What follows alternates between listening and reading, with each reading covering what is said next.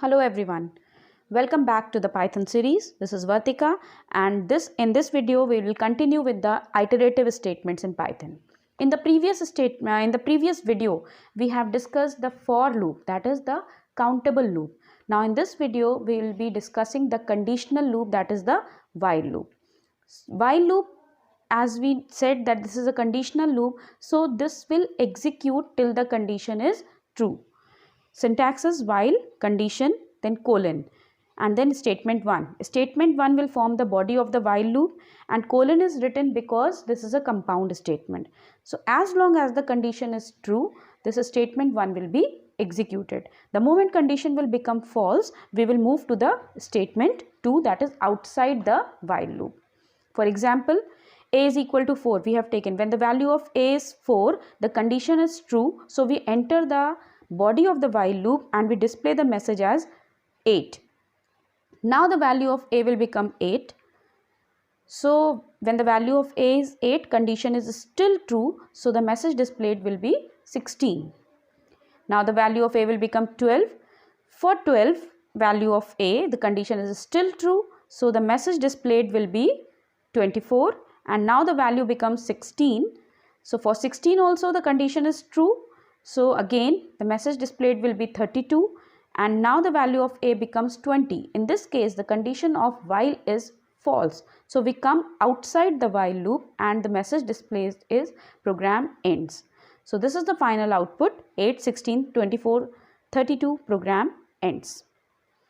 Nested while loop.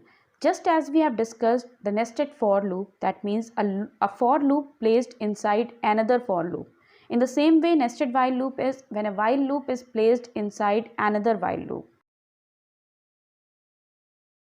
Its syntax is same like while, condition 1, this is your outer loop and this is the body of the outer loop.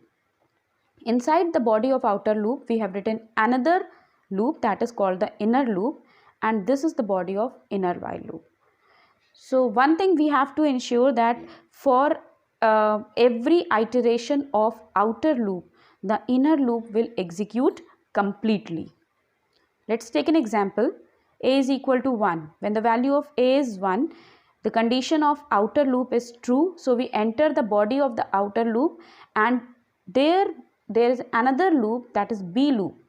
Now this loop will execute 2 times with the values of b as 10 and 11. So the outputs displayed will be 10 and 11. Now the value of a changes to 2.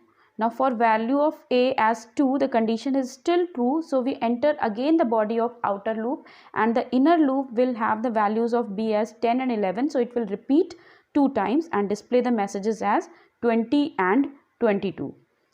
After that the program will come out of the outer loop and will display the message as end. So this is the final output: 10, 11, 20, 22 and then end.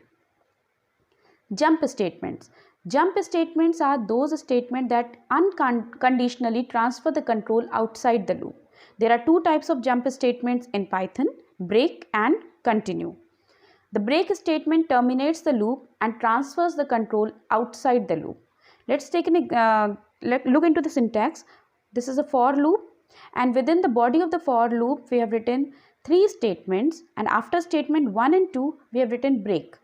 So 1 and 2 will be executed, and the moment we encounter break, we will move outside the loop. This for loop will be terminated. So we'll move outside the loop, that is to the statement 4. In the same way, if we have written the break statement inside the while loop, then also the moment we step into this statement, the control will be transferred outside the loop, that is to the statement 4, and the loop will end. This is an example. This is an outer loop. This is a loop A that will execute 3 times with the values 0, 1 and 2. Now for every iteration of the loop, the code is written as 2 numbers will be taken as input, and the second number will be checked. If the value of that second number is 0, it will print division by 0 and it will stop the loop. That is, break statement is given. But if the value of y is not 0, then it will simply display the quotient. So if I enter the value of y as 0, then division by 0 will be displayed, and because of break statement we will move outside the for loop and the message end will be displayed. But if the value of y is not 0, we will simply display the quotient, right? When we come out of the loop because of break statement, then this is called abnormal termination of the loop. But when we come out of the loop after its condition is false or its set of values are executed, then it is called the normal termination. Continue. Now this statement forces the next iteration of the loop, skipping any code in between. When we write continue statement inside the for loop, it will simply move the control to the first statement of the for loop, and the variable of the for loop will assume the next value of the sequence. So that means it will start with the next iteration. But when we use the continue statement with the while loop, now it will move the control to the condition part, and it will force the same iteration of the loop. This is the same example, but instead of break we have used continue. So in this case, if the value on this loop will be executed 3 times, no matter what the value of y is. If the value of y is 0, it will display the message 0 and move on to the next iteration. But if the value of y is not 0, it will display the quotient and then move on to the next iteration. Loop else statement. Now this is something special in Python. Earlier in other languages we have read the else statement associated with if statement, but in Python we have else associated with loop also. Now this statement is written outside the loop body, but we enter this part only when the loop terminates normally. If you recall, a few moments earlier we have discussed the normal termination of the loop is when it comes out of the loop because of the false condition or when the complete iteration is over.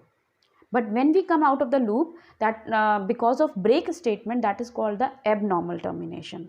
So if we come out of the loop because of break, that is called the abnormal termination. In that case, this part will not be executed. Otherwise, this will be executed. Let's take an example. I have written a simple loop that will execute 5 times and it will display the values.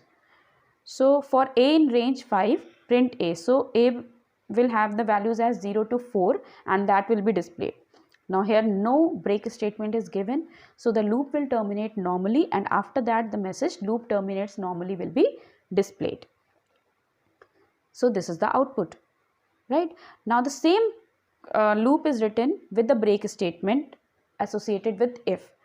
Now in this case again the loop has to be executed 5 times, but when the value of the loop variable comes to 3, break is encountered, that means the loop is terminated. Now when we come out of the loop because of break, this is an abnormal termination, so the else part of the loop will not be executed.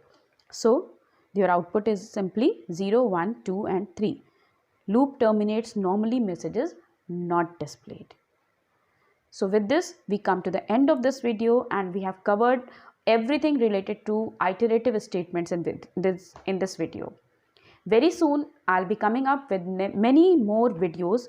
Then my next video will deal with the strings in Python. For the time being, it's bye bye.